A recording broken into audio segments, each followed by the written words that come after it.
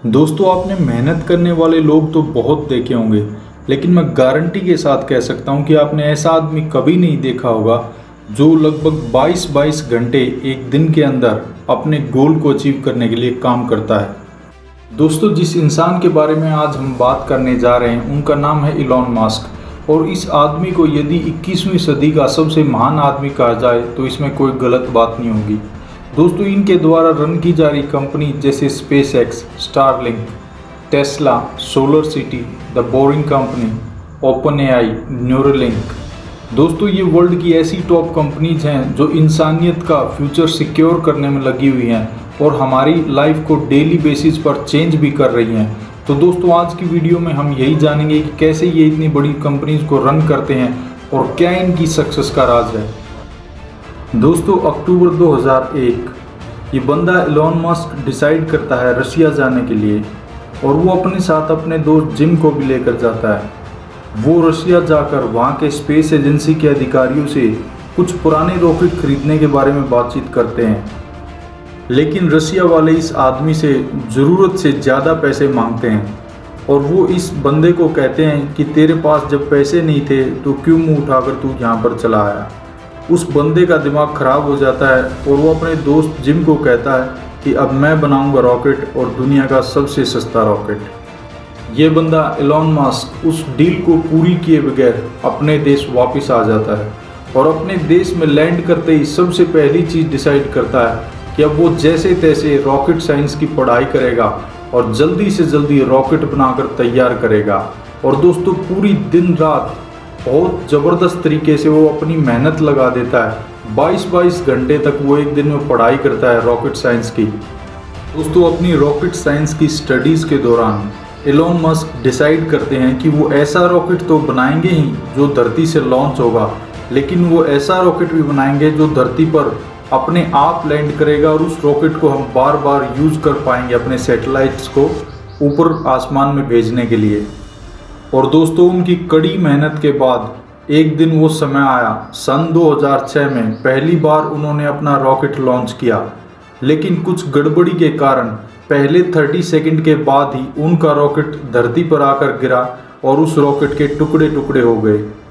दोस्तों आप अंदाज़ा लगा सकते हैं कि 4 साल तक लगातार मेहनत के बावजूद उनका ये प्रोजेक्ट फेल हो गया, लेकिन वो यहीं पर नहीं रुके। उन्होंने ठीक 1 साल बाद दोबारा से कोशिश की, लेकिन इस बार भी सफलता उनके हाथ नहीं लग पाई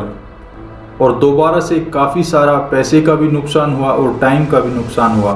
लेकिन फिर से उन्होंने एक बार फिर से तैयारी पकड़ी और एक बार फिर उन्होंने कोशिश की कि वो नहीं एक बार और लॉन्च करके देखेंगे रॉकेट को।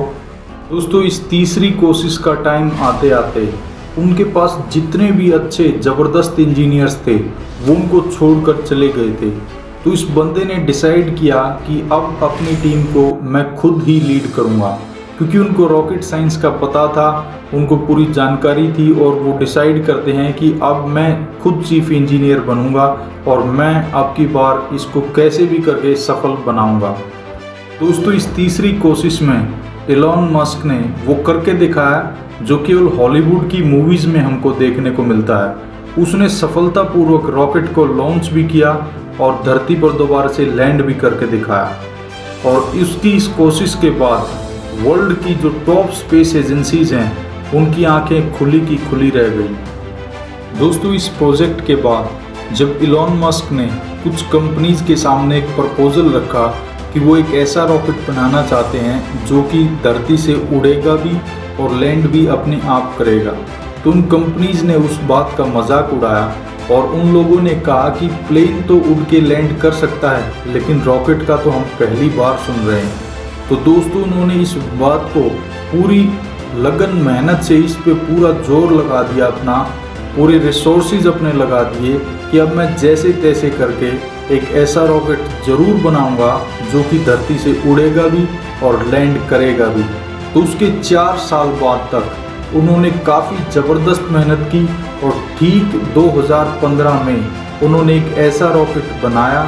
जो धरती से उड़ता भी है और लैंड भी करता है, और ये रीयूजेबल रॉकेट्स की कैटेगरी में आता है। तो दोस्तों इलॉन मस्क ने अपने काम से वो साबित करके दिखाया कि जो बात आप अपने माइंड में सोच सकते हैं उसको आप कर भी सकते हैं। इस बंदे की केवल एक ही कंपनी नहीं है, इनकी और भी 4-5 कंपनीज हैं जो ऐसे काम कर रही हैं। उनमें से एक कंपनी है हाइपरलूप, जो कि धरती के अंदर ऐसा ट्रांसपोर्टेशन स्ट्रक्चर खड़ा करना चाहती है कि आप जितनी स्पीड से प्लेन में ट्रैवल करते हैं उससे भी लगभग 10 गुना ज़्यादा स्पीड से आप धरती के अंदर एक ट्रेन के थ्रू ट्रैवल कर पाएंगे। तो जब सन 2003 में एलॉन मस्क ने टेस्ला को लॉन्च किया तो उससे पहले लोग कह रहे थे कि ऑलरेडी बहुत सारी कंपनी जो 100 साल से भी ज़्यादा टाइम से काम कर रही हैं, जैसे कि BMW, Ferrari, Ford, Porsche, Honda, Lamborghini, Toyota,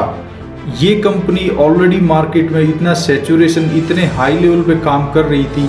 लोग कहते थे कि ये टेस्ला कभी भी अपना मार्केट में कोई सेगमेंट नहीं बना पाएगी, लेकिन उनकी कड़ी मेहनत के कारण आज टेस्ला सबसे टॉप में है और ये सारी कंपनीज उसके नीचे हैं।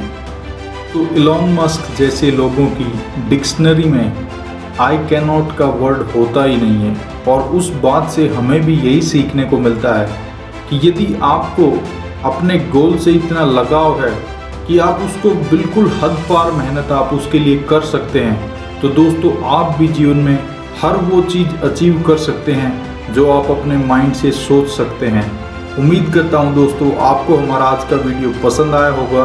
यदि आपको वीडियो पसंद आया है तो कृपया इसको लाइक करें, शेयर करें और हमारे चैनल को सब्सक्राइब करें। और दोस्तों इस वीडियो को ऐसे 5 लोगों तक आगे ज़रूर भेजें जिनके जीवन में आप एक अच्छा बदलाव देखना चाहते हैं। मैं योगेश आपके सपनों को सपोर्ट करता हूँ। जय हिंद, वंदे मातरम।